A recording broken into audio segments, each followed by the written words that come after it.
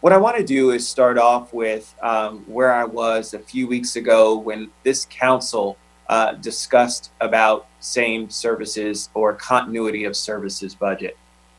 And during that conversation, I had said that I had reached out to Dr. Jack Smith and told him then, when we were first under the grips of this pandemic, that as we were taking on the budget, I didn't see the light at the end of the tunnel just yet, and felt as though we might have to prepare ourselves for some sort of a budget that was a maintenance of effort budget.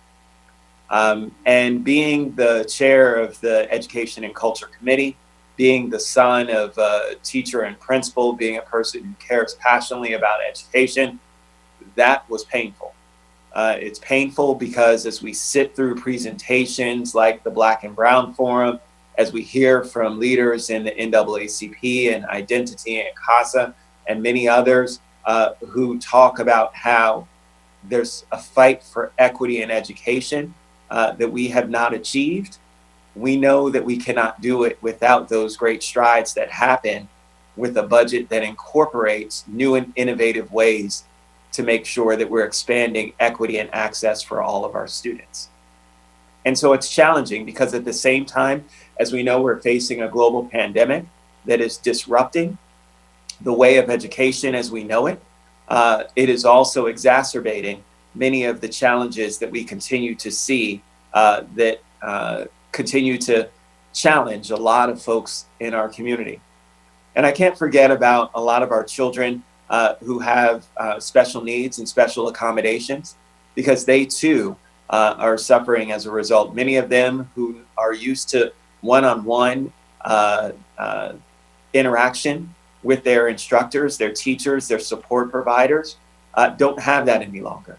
And the parents of those children who had a bit of respite, who had an opportunity to be able to ensure that their child was in loving hands, but got a chance to step away from being a 24/7 caregiver, have been thrust back into that role. So as Councilmember Jawando said earlier in his remarks, we see you, we understand where all of you are as parents, as all of you are as advocates in our community. We understand that this is not the ideal situation for us, but it's one that we have to make a very tough decision about what it is that we need to do to move forward to ensure that we're building on that equity and access in a different way. I've had multiple conversations with Dr. Smith and Dr. McKnight about the future of education here in Montgomery County. You'll hear from them about the very thoughtful and deliberate process in which they've decided they need to go for the remainder of this school year, but have also begun to comprehensively think about what this summer and fall may truly look like as a new iteration of education here in Montgomery County.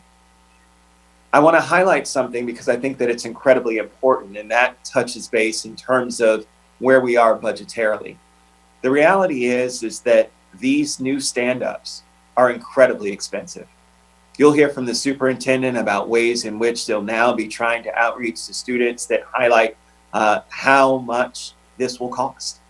And so I caution us when we, as yesterday, we're talking about spending money and how we all have been saying we want to have a continuity of services budget, that there are a lot of looming large costs that stand out that we're going to have to be prepared for. And that is just to make sure that our school system operates the way it used to.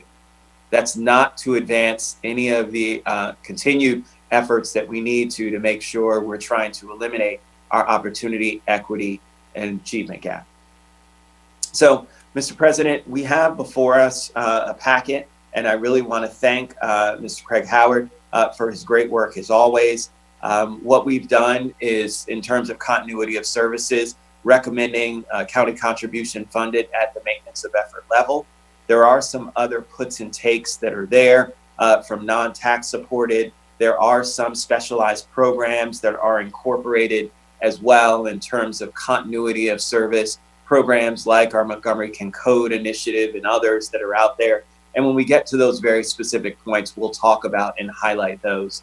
The reality is, and I just want to make sure that all of my colleagues understand, we're going to need to come back to this. while we're doing this budget right now, I have no idea. The superintendent has no idea. The superintendent of the state has no idea of what education will truly look like a year from now. And so it's going to be very difficult for us to really pass a budget today that actually responds to what those needs will be. But I will tell you, it's going to be more expensive.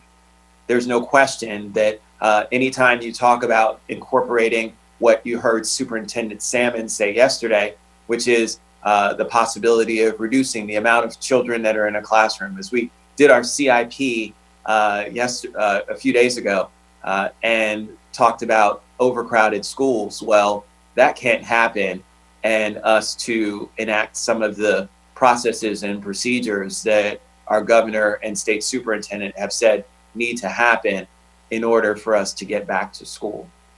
So there's a lot that's out there, and I want us to be mentally and fiscally prepared for what those things may be.